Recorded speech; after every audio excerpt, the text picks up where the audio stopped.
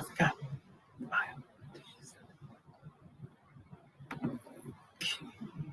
Let me see.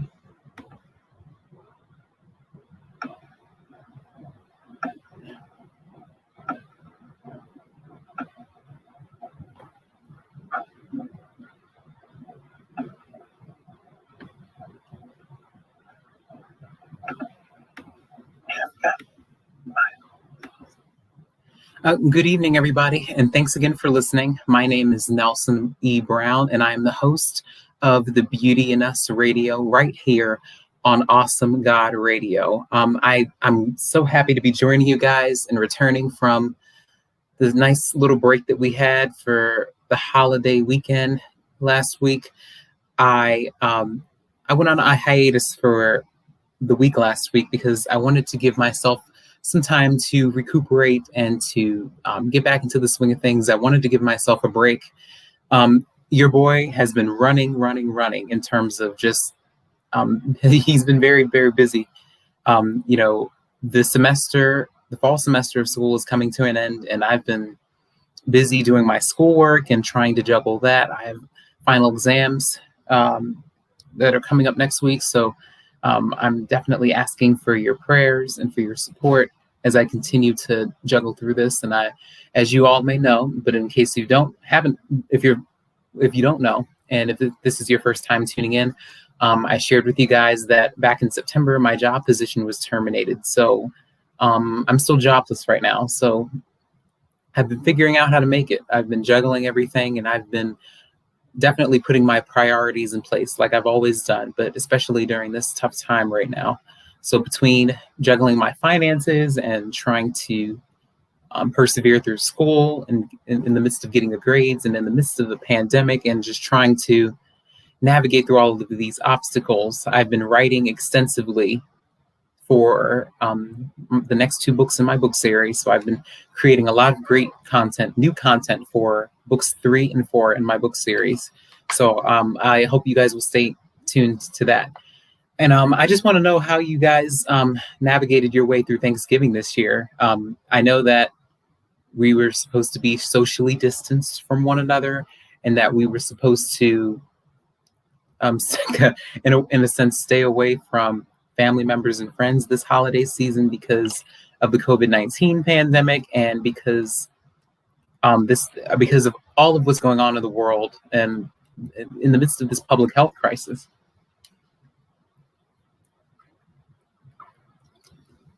So I wanted to see how you guys enjoyed your Thanksgiving. How did you do Thanksgiving this year? I mean, did you guys stay home? Did you do a virtual celebration? I mean, how did you guys spend your Thanksgiving this past holiday weekend between Thursday, Friday, Saturday, and Sunday? What did you guys do? So feel free to leave that in the comments below. But tonight I wanted to talk about something that is deeply personal to me. We're going to have a conversation with Miss Janine Faulkner, the owner and operator of Grateful Life Creations. She's going to be sitting down with us to talk about her work and to discuss her business and her brand, how she got to where she is. And she's going to tie it into our discussion for the first half of the show. In the first half of the show, I'm going to be talking about arts education and how it has an impact on molding and shaping the minds of young people, and specifically children in the school system. I often think about all of what children are going through right now in terms of adjusting themselves to the virtual learning environment. I'm fearful that some of the children in the school systems, not just here in Baltimore, and not just throughout the state of Maryland, but throughout the country, are just going to fall behind. I'm just thinking about how many have fallen behind already with all of the changes that have been implemented and with all of the obstacles that have been in their way since the very beginning. I just often think about how many kids are struggling and how many kids are actually, they're just going through so much. I mean, I'm certain, and we don't talk about it a lot, but a lot of kids, they don't really have that outlet. They don't really have a way to express themselves in a healthy manner. We often see the violence and the negativity that's perpetuated in the media, and the media causes us sometimes, because of what they present, it sometimes makes us believe that young people cause trouble, or that young people, they don't have enough to do, or that they're troublemakers, and that's not true. Because I find that arts education is something that has been undermined in the school systems throughout the country, and I feel as though arts education is a way for students to express themselves in a healthy manner, whether it's through painting, sculpting, and in my case, writing. You guys know that I'm an award-winning author, two-time award-winning author, Newsom award-winning author, and writing for me is a sacred place for me. And I know that there are so many kids out there that haven't recognized their unlimited potential yet, and it's our job as adults and as mentors and coaches to pull that out of them. Now, I did some research about how the arts education, the topic I'm discussing, how arts education impacts the ways in which students learn in the school system, and the ways in which children grow, and how their minds develop, and how they mold into the people who they are today.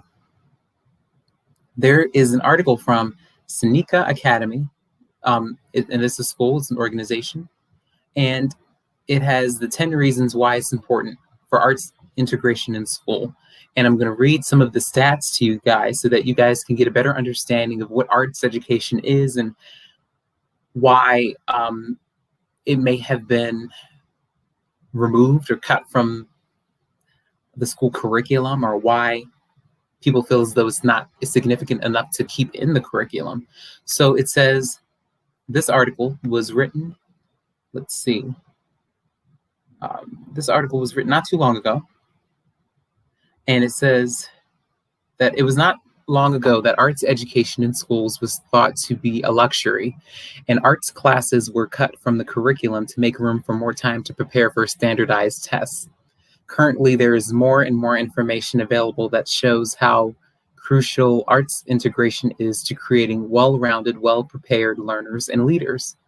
Articles with titles such as "Teachers Are Using Theater and Dance to Teach Math, and It's Working, and Arts-Based Education Will Power the Creative Economy" discuss the theory and research behind claims. At Seneca Academy, the arts, fine arts, drama, music, movement have always been an integrated part of our curriculum.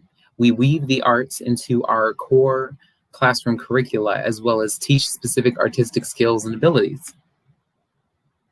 Here's what we've learned through experience about why arts integration is so important. They say that working in the arts helps learners to develop creative problem-solving skills. Teaching, and that's number one. And number two is teaching through the arts can present difficult concepts visually, making them more easy to understand. Art instruction, number three. That was number two. Those were numbers 1 and 2. This is number 3. Arts instruction helps children with the development of motor skills, language skills, social skills, decision-making, risk-taking, and inventiveness. Number 4, visual arts teach learners about color, layout, perspective, and balance, all techniques that are necessary in presentations of academic work. Number 5 says that integrating art with other disciplines reaches students who might not otherwise be engaged in classwork. Number 6 says arts experiences boost critical thinking, teaching students to take time to be more careful and thorough in how they observe the world. Number 7 says the arts provide challenges for learners at all levels. Arts education connects students with their own culture as well as the wider world. Number 9 says that a report by the Americans for the Arts states that young people who participate regularly in the arts, let's just say 3 hours a day on 3 days each week through 1 full year, are 4 times more likely to be recognized for academic achievement, to participate in a math and science fair, or to win an award for writing an essay or poem than children who do not participate. And there was a study of the Missouri Public Schools in 2010 that found that greater arts education led to fewer disciplinary infractions and higher attendance, graduation rates, and test scores. So I'm just going to pause right there and unpack that a little bit. And I wanted to just to see what your take is on it. I actually spoke with my mom about this subject before I presented it to you guys, and she told me a lot about how arts education was a critical part of the curriculum while she was in school. It gave her and her classmates an opportunity to express themselves because oftentimes they felt like they didn't really have a voice or a place anywhere. So, and I know that for myself, I write, I'm a writer, I'm an award-winning author. So I know that by writing, that creates a sacred place for me. It takes me into a different universe. I mean, especially with poetry, with short stories, with fiction, nonfiction, all of those genres, all of that writing takes me into a different universe. It gives me the chance to exercise my creative muscle and use it to my advantage. I think that oftentimes we fail to understand how important it is to give children an opportunity to express themselves in a healthy manner. They don't have to pick up a weapon. They can pick up a coloring book, a writing utensil, a piece of paper, and just write, color, draw, paint. They can pick up a paintbrush and paint whatever they're feeling. They can ingratiate themselves more and more into what they do, into what they present, into the artwork that they're trying to, or even the message that they're trying to convey through their artwork, I should say.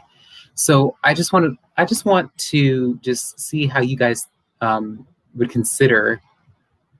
you guys just consider how do we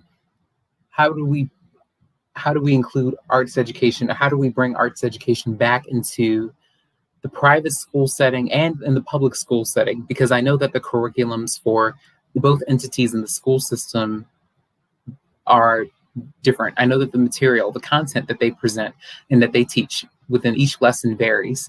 But I just want to know, do you guys think that it's worth it to bring arts education back into the school system? I mean, we learn in school about geometry, trigonometry, calculus, pre-calculus. We learn about binomials, trinomials, quadruple-nomials, or all this other stuff. We learn about all this other stuff. We learn about all of these mathematical concepts.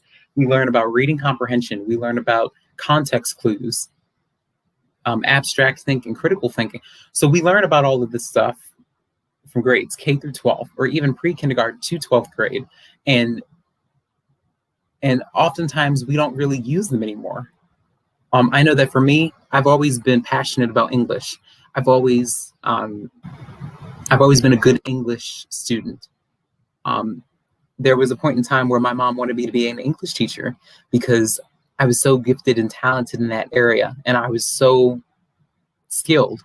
But I ended up pursuing a career in the healthcare industry instead. But in a way, through my work as an author and as a radio personality, I am in the position where I can teach. I am in the position to help other students read. I am in the position where I can give students the tools and techniques they use to understand what I'm saying and to convey the message that I'm trying to convey to them, and so that they can convey that same message to others. So I just want to know, do you think that it's worth it to bring arts education back into the school system? Just think about that for a moment. And there's another article. I did my research from a couple of institutions and organizations. And there is another article that has 10 arts education fast facts. And this is from the American for the Arts. This is an organization in and of itself. And it says, number one, it says that students with high arts participation and low socioeconomic status have a 4% dropout rate, 5 times lower than their low socioeconomic status peers.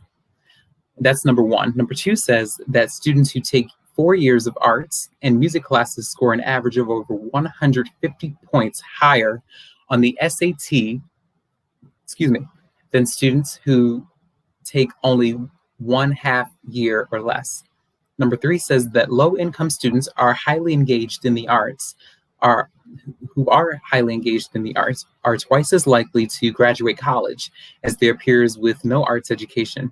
A recent study showed that arts education experiences the reduction in the proportion of students in school receiving disciplinary infractions by 3.6%.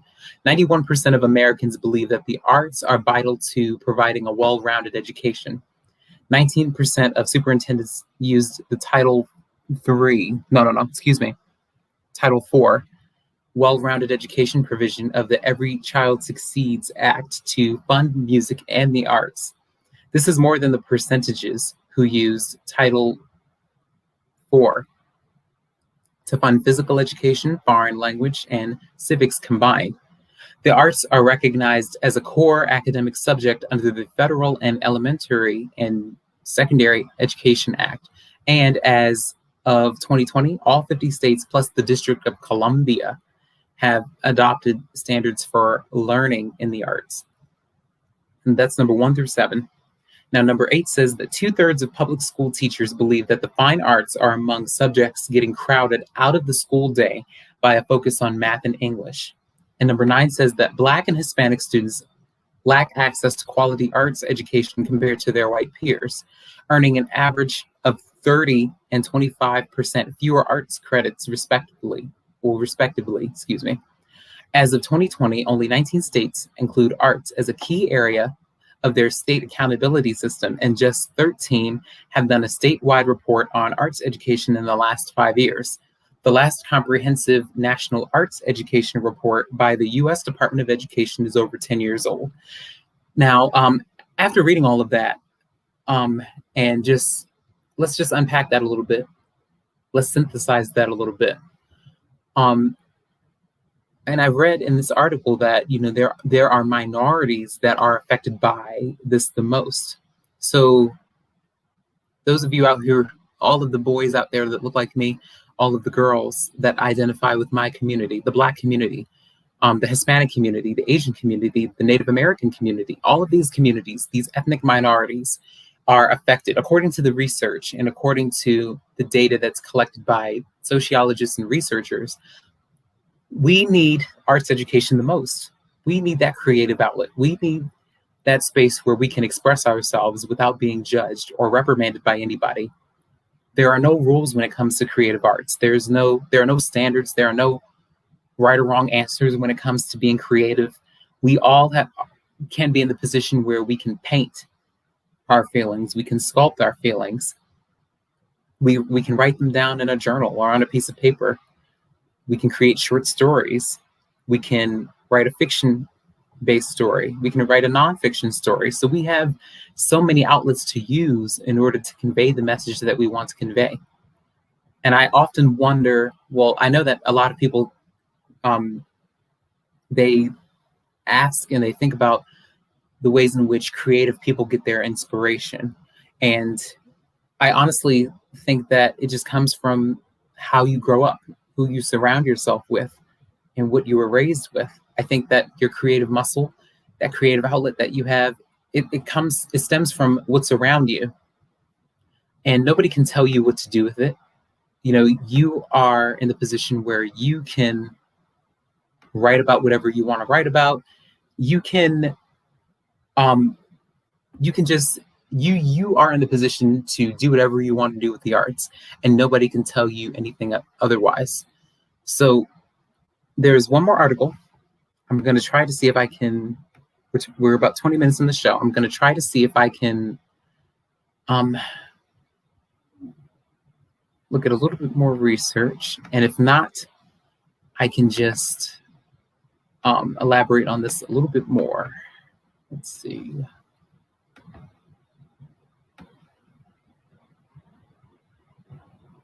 Okay, there's another article that I did some research on, and it was written by Kevin McKen on January 29th, 2017. And it says, well, the title of the article is An Arts Education Crisis, How Potential Federal Cuts Could Decimate School Arts Programs. In 2013, the National Endowment for the Arts and its neighbor, the National Endowment for the Humanities, may have assumed that they have suffered their final indignity. The developer had secured a lease to build what would become the International Hotel in Washington, D.C.'s old post office, a resplendent National Historic Site that housed two agencies, which were forced to retreat more banal digs. Okay, please forget this. I'm not reading this. A whole bunch of complicated stuff. I'm not reading that. Please forget it. Please forget it. Please forget. Ignore what I just said. But to bring us back to what we were talking about, in terms of just figuring out how we can bring arts education back into the school system. I just think that it's really important for all of us to recognize that. And for parents who have children, for instance, I think it's very important for parents to give their children an opportunity to discover some talent that they have hidden inside of them. I don't think that it's fair for an adult, and especially a parent, to make a kid think that, make their children think, their son or daughters think that it's not okay not to have dreams, or that it's not okay to have a gift. It puts you ahead of everyone else. Everybody has something special about them. Everybody has a specific talent. But it's our jobs, especially as parents, as mentors, as coaches, as influencers, to pull that out of children, the children in our community, because a lot of them are lost. A lot of them feel like they don't really have a lot of guidance and direction. And so these activities, whether it's art, whether it's music, whether it's sports, whether it's singing, dancing, all of these things, they can contribute to the reason why we can bring our community back together. A lot of the, and I said before earlier on, that a lot of the violence that's perpetuated throughout the media, from young people, it's because a lot of them do feel lost, and they do feel like they don't feel like they have any guidance or direction. And I think by having after school activities and having that platform or that space where they can just share their story with others in the most authentic way that they can, I just think that is that's the way to start, and that's the way to begin. So I'm going to see if I can pull something up. I wanted to actually, I have a poem by Langston Hughes. Just in case you guys don't know who Langston Hughes is, he's a really, really famous author. He was a famous author and poet that was from the jazz age. And I listened to his to an audiobook from him. And he's a fantastic poet. He's a fantastic writer. And he has written so many books and so many poems. I can just give you some of what he has written, but it's so much. So here are the titles to some of the poems. Okay, one is called Dreams. I'm pulling it up now. It says, "Hold fast to dreams, for if dreams die, life is a broken-winged bird that cannot fly. Hold fast to dreams, for when dreams go, life is a barren field frozen with snow." So that's of his poem called Dreams. Another poem by Langston Hughes is called The Weary Blues. Droning a drowsy, syncopated tune, rocking back and forth to a mellow croon, I heard a Negro play down on Lenox Avenue the other night. By the pale, dull pallor of an old gas light, he did a lazy sway to the tune, "Oh, those weary blues," with his ebony hands on each ivory key. He made that poor piano moan with melody, "Oh, blues," swaying to and fro on his rickety stool. He played that sad, raggy tune like a musical fool. Sweet blues, coming from a black man's soul, "Oh, blues." In a deep song voice with a melodic tone, I heard that Negro sing, that old piano moan. Ain't got nobody in all this world, ain't got nobody but myself. Eyes gwine, and again, this is a different era. The dialect is not the best, but this is the poem. This is the authenticity. Eyes gwine to quit my frowning and put my troubles on the shelf. Thump, thump, thump when his foot on the floor. He played a few chords, then he sang some more. I got the weary blues, and I can't be satisfied. Got the weary blues and can't be satisfied. I ain't happy no more, and I wish that I had died. And far into the night he crooned that tune. The stars went out and so did the moon. The singer stopped playing and went to bed, while the weary blues echoed through his head. He slept like a rock or a man that's dead. So these are a couple of the poems that have been written by the famous poet from the Jazz Age. It's the African-American poet, Langston Hughes. Yes, Ms. Breezy, yes. I don't speak like that, as you know, but I was trying to convey the message there. But like I was saying, Langston Hughes, he's a famous poet. He's a famous author. Please, please, please feel free to do your research, listen to clips and movies, and just learn all you can about Langston Hughes. I listened to an audiobook with all of his poems. I learned a lot about him. I've had the opportunity to dig deep into my history, so I've learned a lot. So I encourage you all to do the same. Yes, yeah, Langston Hughes. He's a poet that I admire a lot too. His story, his upbringing, how authentic he was and transparent he was about his struggles and about his lifestyle as a little boy, as a Black boy growing up in the Jazz Age, as a Black boy growing up in the early 1900s, is really, really fascinating. It gives me an opportunity to think back and just consider how blessed I was to have the opportunity to participate in the arts. You know, I had arts education in elementary school.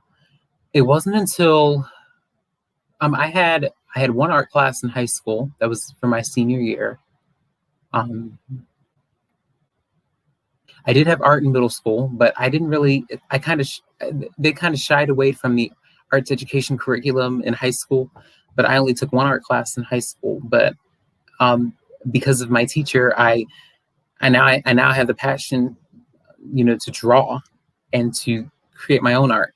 I started out with a lot of animated characters from a lot of the cartoons that I watched growing up. I started drawing them, and then it translated into my own work, into my own characters and my own creativity. So I definitely encourage you guys to go back and read and listen to that. We have Miss Janine Faulkner here, from the owner and operator of Grateful Life Creations, and she's going to be sharing a lot more of her expertise and her knowledge in this field. And hopefully she can educate us a little bit more and give us some advice on how we can incorporate arts education into the school system so that our children can develop that same passion and that same story. Hi, Ms. Faulkner. How are you? Good evening, Nelson. Thank you for having me on your show. Yes. Thank you for taking time out of your busy schedule. I know that things have been pretty hectic for everybody ever since the pandemic started. I know that for small business owners like ourselves, we have had to make a lot of adjustments to the ways in which we operate our businesses and how we go about just making moves and trying to figure out the best way we can to get the best outcome that we can. So I was, for the first half of the show, I gave some stats about some research that I collected about arts education in the school system. But I wanted to bring you on to talk a little bit about the work that you do as the owner and operator of Grateful Life Creations, how you started and how that has had an impact on a lot of your clients or a lot of your customers, the people that you've been able to reach through the creative outlet that you have with all of your products and with all of your merchandise. So could you tell us a little bit about that? Yes. Well, again, thank you for having me on your show this evening. I really appreciate it.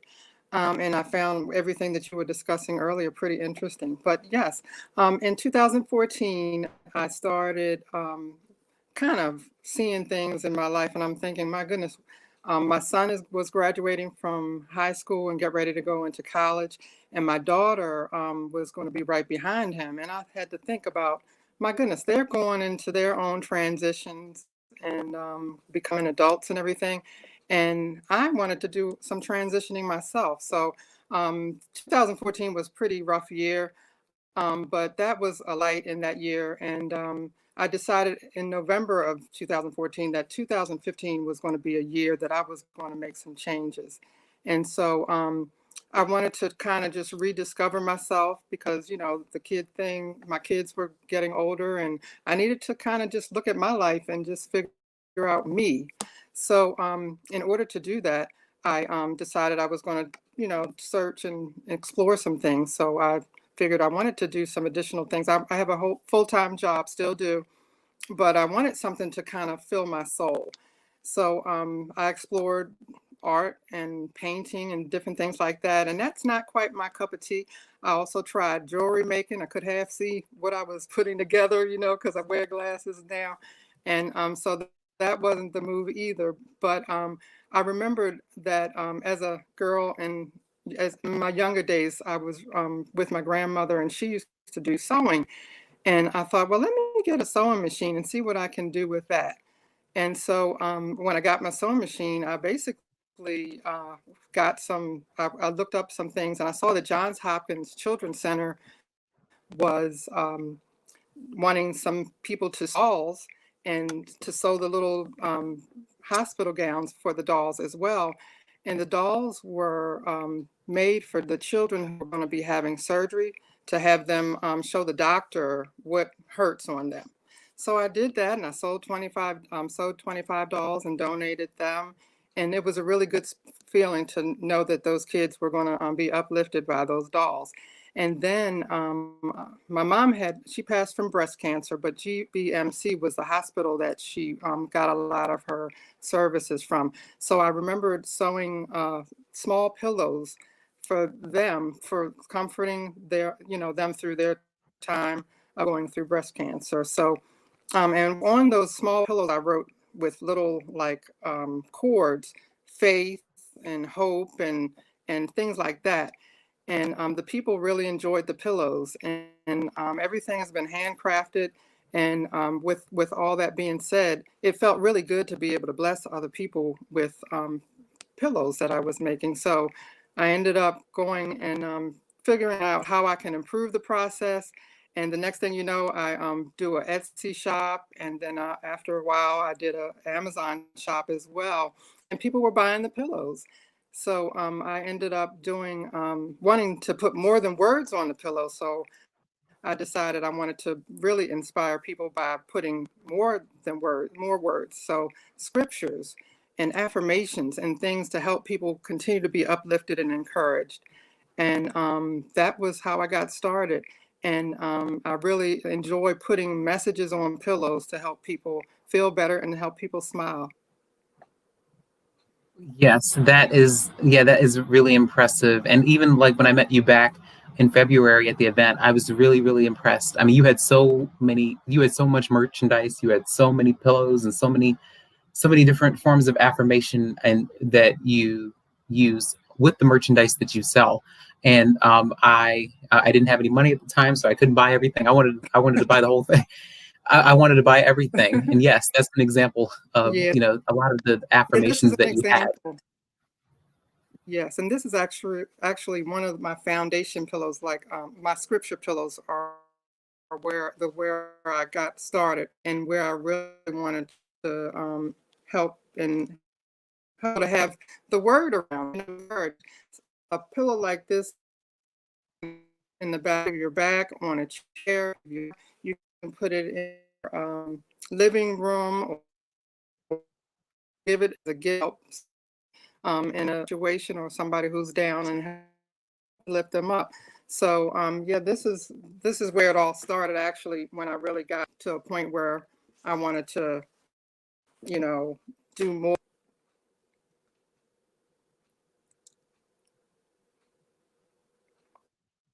Yes.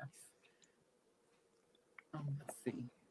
I definitely, yeah, I definitely see like all of the work that you've put in. So for someone who wants to, I know that with our conversation that we had about children, um, you know, getting that arts education that they need in order to have that creative outlet to express themselves and to tell their story. How did you start this? I know that it started out as a hobby, but when did that transition? When did you make that transition from a hobby into being a business owner? So when did you actually say, okay, I'm going to create a business out of this? And when did it elevate from a hobby to a business? Like, I know that you said that you talked about when you started, but when did that transition really happen for you?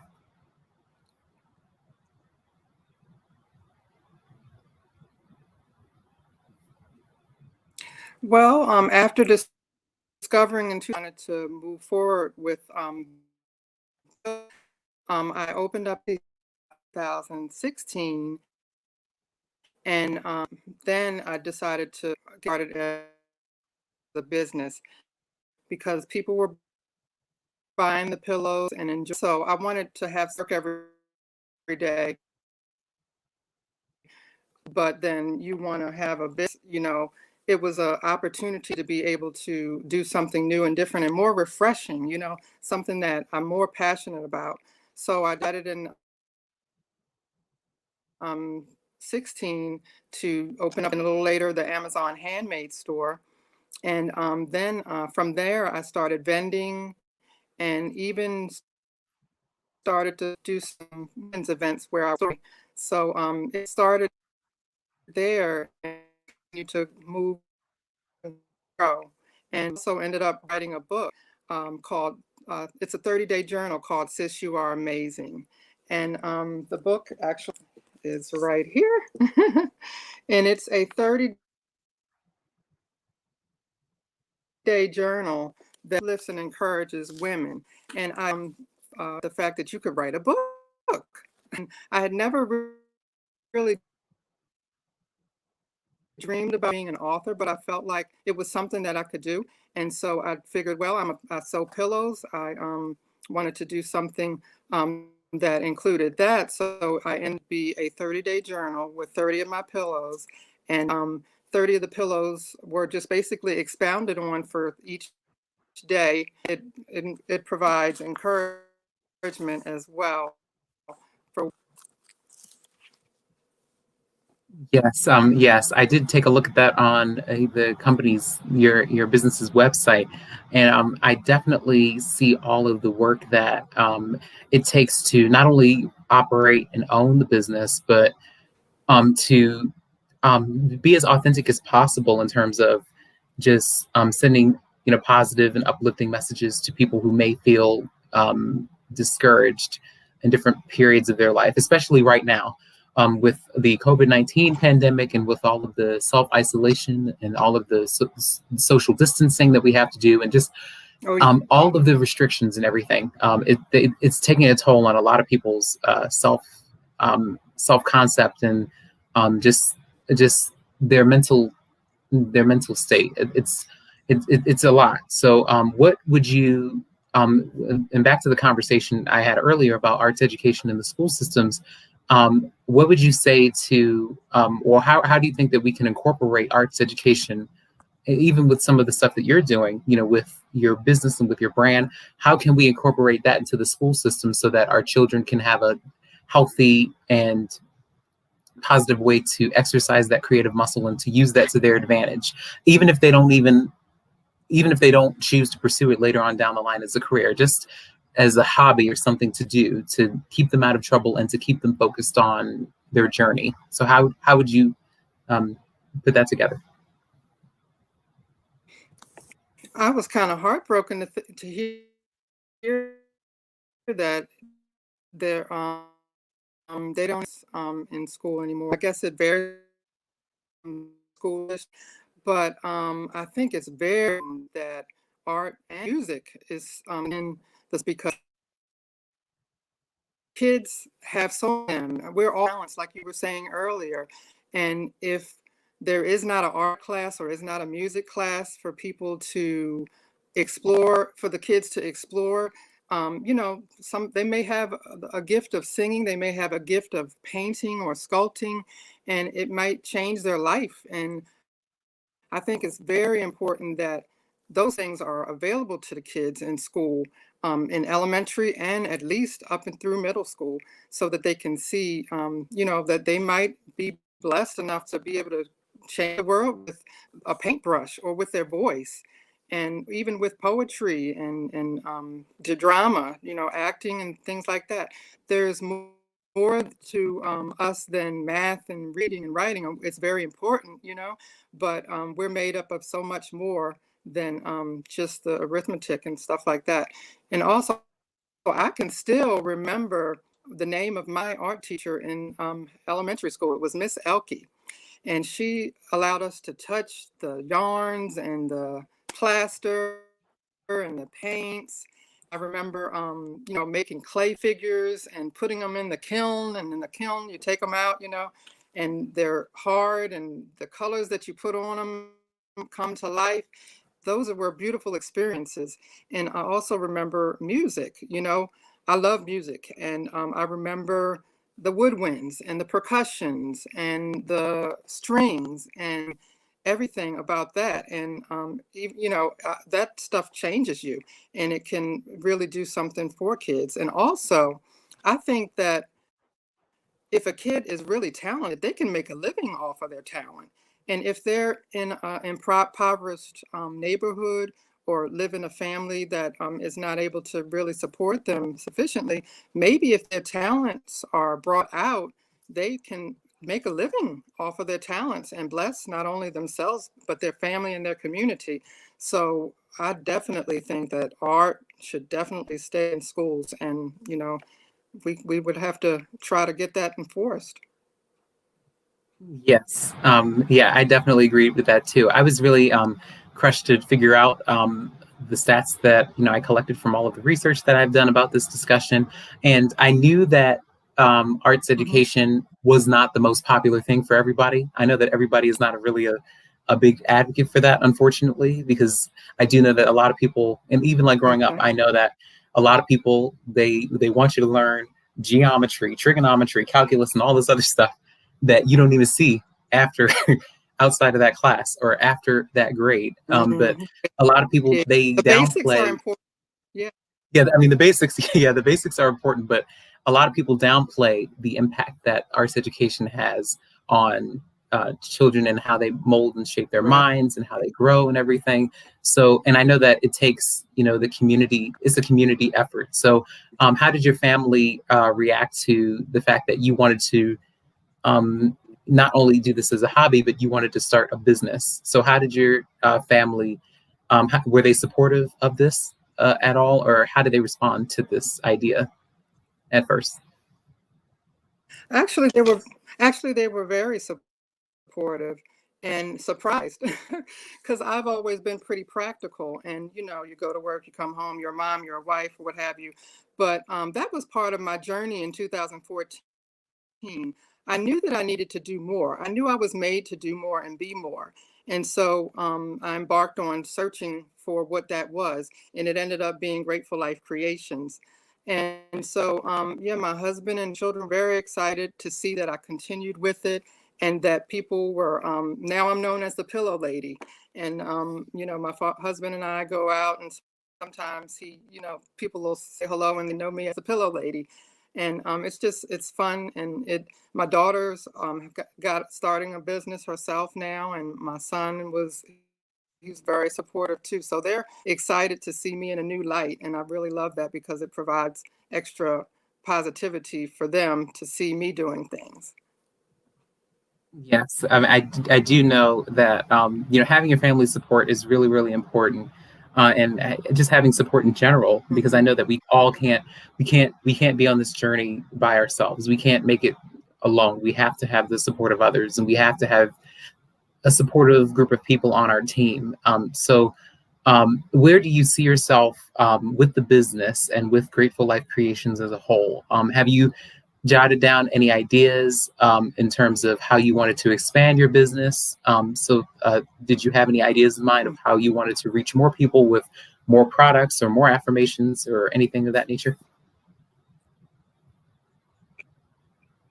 Yes, well, I get a lot of ideas and a lot of things that I want to put on pillows.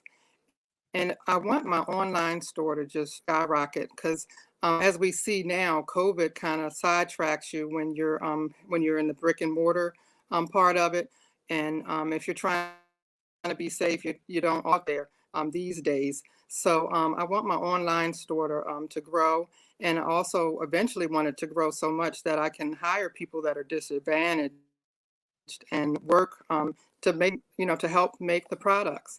So that's where I see things in the next several years. But some of the ideas that I've been thinking about, um, first of all, I do tote bags too. And this is a tote bag, and this is artwork. This is an image right here, and I've added yarn and hair jewelry, and it's a tote bag. And this can be put on pillows and different things like that. And here's another tote bag as well. I embellished it with fabric.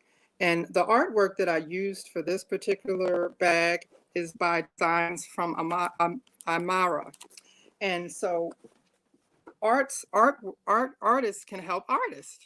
So in order to help my bags to look nice and some of my pillows as well, I have artists. This one is from MF Printables.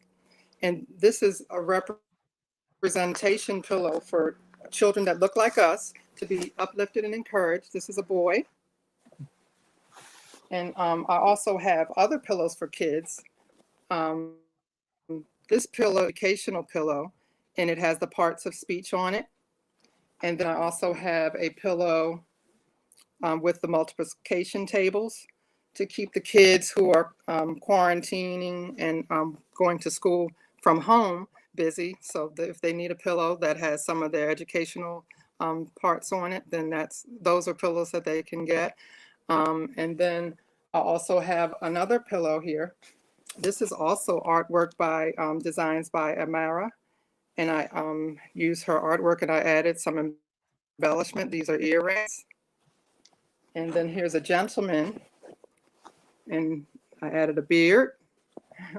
And these again are the same artist. And another pillow, and I added a braid. And these pillows are made to help encourage people who look like us, who have been told otherwise of being beautiful. I want to also remind our children and us that we are beautiful as well. We need to celebrate ourselves. And again, the foundation of everything is, for me, scripture. So also during COVID, I decided I wanted to make bigger pillows with scripture on them. And this is a really good scripture for now. God is our refuge and strength, a very help in time in trouble. Let me read that again. God is our refuge and strength, a very help in trouble. And that comes from Psalms 46 and 1. So again, everything that I do, the pillows, the tote bags, I want to uplift and encourage people. I want to remind them of who they are, to celebrate who they are. And I also want to remind them of the foundation, which for me is God and scripture and the word of God. And there's nothing like spreading the word with pillows. Yes, I definitely get. I mean, there's a lot. I mean, there are a lot of different affirmations, and there are many, many ways that we can all be uplifted, especially in a time like this, where a lot of people have that.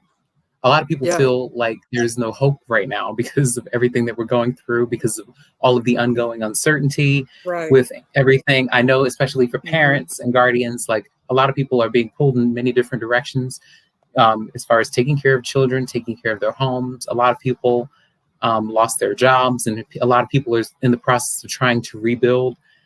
their lives. And in 2020, it's Mhm. just the start of the decade Yeah. has just been really, really rocky for a lot of people. So, could you tell the listeners and the audience like where they can find your products so that they can order them? I know that with the pandemic, a lot of the restrictions are in place. So, how would they be able to locate all of your items, all of your merchandise, so that they can order them and purchase them in a way that's convenient for them? Yes, my social media is at Grateful Life Creations on Facebook and on Instagram. And my website is grateful-life-creations.com. And you can connect on there to my Amazon store, my Etsy store, and my Square store. And my pillows can be found there. And I also customize pillows as well. So although you might see a lot of my pillows that are beige and black, I can also make pillows in other colors and with pictures on them as well. Let's see. This is a picture of my family and I, so I can put portraits on pillows as well. And I didn't want to forget my Sis You Are Amazing, my sister girl pillow. This is a pillow that was featured on Tabitha Brown's Very Good Mondays, and she's got beautiful textured hair. So my on grateful-life-creations.com, you can purchase those pillows and more, and you can also contact me to get customized pillows as well. But I want everybody to be encouraged out here today. 2020 has been a year, but please count your blessings and talk to God and make sure that you just keep yourself uplifted. And if you need help, you can also buy a pillow to be encouraged and uplifted. But if you need help, do seek help. Speak to a pastor, speak to a counselor, because it is very important today. The holidays are going, in force right now, and people need people, and we have to accept and realize that, and love one another. But if you need assistance or need help in any way, seek help. And I'm Janine from Grateful Life Creations. If you ever need anything, just give me a call. I'd love to give you some love. Yes, absolutely. And love and positivity are the things that everyone needs right now, especially because of the time that we're in. So, do you have any last words for people who may want to start a business similar to Grateful Life Creations, or they want to exercise that creative muscle and use it to their advantage, like you're doing right now? So, any last words before we end the interview? Sure. Yes, definitely. If you are interested in starting a business, take action and do it. It's as simple as that. You have to, look at the rules and regulations in your state and everything. There's some business, start your own business rules and everything that you have to follow. So check with your state and see what they say. They have great websites to get your business started, and just make sure that you don't stop, but you continue and you move forward, and you realize what your dreams is showing you. And then you make sure that every day you take a step to get closer to that dream, and then it'll get all started for you. And just make sure that you're blessing people in the midst of it. And one more thing, Grateful Life Creation sends a portion of all proceeds to God's Giving Hands. And God's Giving Hands is a place, an organization rather, that supports the homeless and hungry in Baltimore. So definitely also always give, because giving is better than receiving. Yes, yes. Well, I again want to thank you for taking time out of your schedule to come on this platform and to discuss your work with you, and Thank you. tying it into our topic Thank for you. the evening. So I thank you again. I will in the future reach out to you to see how your business is doing, because I know that you've had to make many adjustments like everyone else has, with your business. So I'll definitely be reaching out to you in the Yeah. future so that you can come on and talk about anything new and exciting with your business and with the work that you're doing. So thank you very much, Ms. Faulkner. Thank you, Nelson. I appreciate your time tonight. Have a great evening. Yes, you do the same. All righty. Bye-bye. Bye bye. Okay, so thanks again, everybody, for listening. We have 5 more minutes left before the Rashad Mills show begins. But I want to thank you guys for tuning in this evening. I want to thank you guys for supporting my show.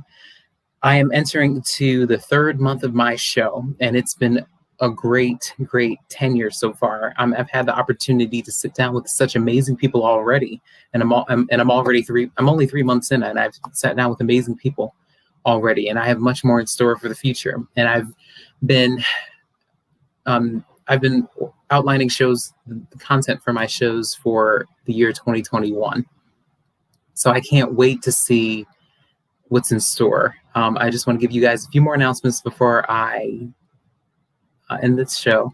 I want to let you guys know that it is the holiday season, and everybody's not happy. A lot of people are anxious and depressed, and a lot of people are going through a lot right now. So I encourage you to pick up the phone and call your friends, your family members, and to just make sure they're okay. This is a point in time where we all have to reach out to each other, and we all have to showcase that love and that appreciation for one another in a time like this, because you don't know what anybody's going through. I've been through a lot, and I'm in my therapy sessions every week, unpacking a lot.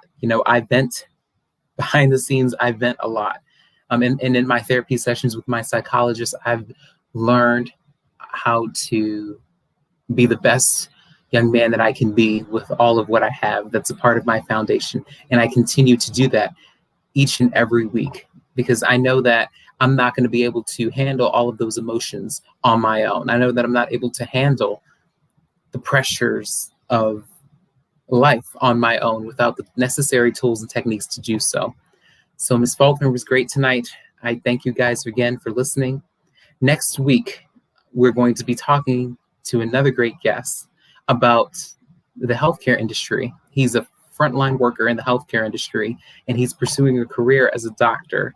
I'm going to see if he is going to submit more information to me by the end of this week so I can post the content for next week's show. But like I said, next week's show, we're going to be talking about frontline workers in the healthcare industry. And I'm going to see if he can talk about, what it's like to pursue a career as a doctor. Since he's in school, he's studying, he's worked as a pharmacy technician, and he's working in the healthcare industry now, and he's gaining a lot of knowledge and experience in that area. So that'll be next week's show.